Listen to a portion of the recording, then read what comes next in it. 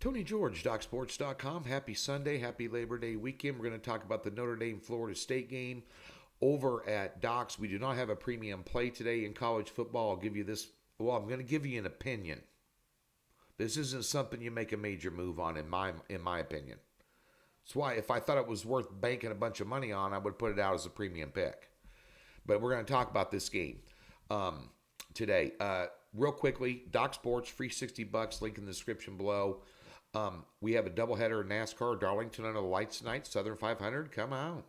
Major League Baseball won yesterday, another 4-unit best bet, early start today.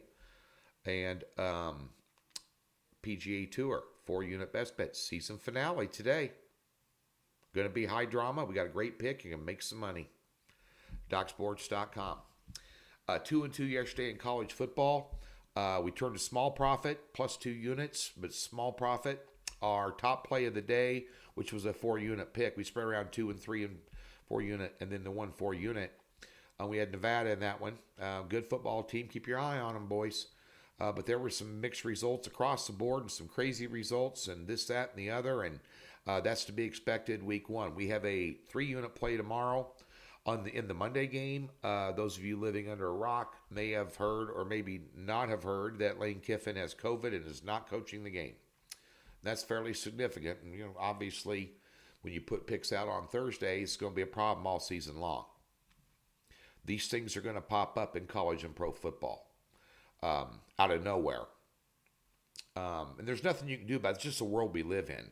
We got this COVID variant, Delta, and, don't know who to believe or what's going on. But nonetheless, the bottom line is some of these NFL players that are quote-unquote anti-vaxxers are playing in stadiums in different states where they have mandates you have to be vaccinated to be in there. So how's that going to work out in the politics and that? So, we're just going to have to stay on our toes in football this season because that is a factor and an intangible, and a variable you got to figure in. But nonetheless, let's get to this game tonight. I don't see a lot of value much over 7 here. Now, the drop off, it was 7.5. It's at one place right now. 7 if you can get it. I'd lean Notre Dame. And you look at the numbers and you go, wow. We got 2 returning starters, a new quarterback, and only 6 on defense. And Notre Dame is going to they're going to regress this year somewhat, just because of sheer attrition. They lost a lot to graduation last year. Many of them in the NFL. A lot of talent.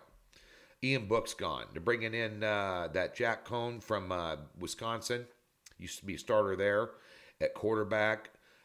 If you take a look at, and then Mackenzie Milton, remember that name? Kid out of Central Florida. Broke his leg, 2-3 years ago? Hasn't touched a ball since 2018. He's going to go under center for Florida State. And when I'm reading kind of what they're going to do down there, kind of a 2-headed quarterback monster thing. That never works. I've seen that movie before about 5,000 times. I know how that turns out.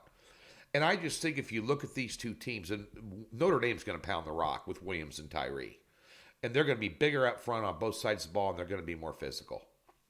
And they're going to dominate this game on the ground in terms of time of possession, in terms of limiting Florida State's chances on the field offensively.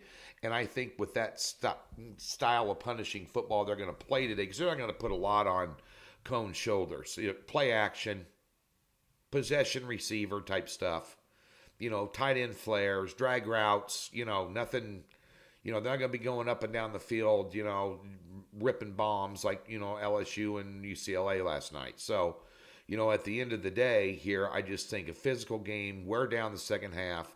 I have an 8.7 point difference in the line 7. So a 1.7 point overlay, which isn't enough to make a premium play move on.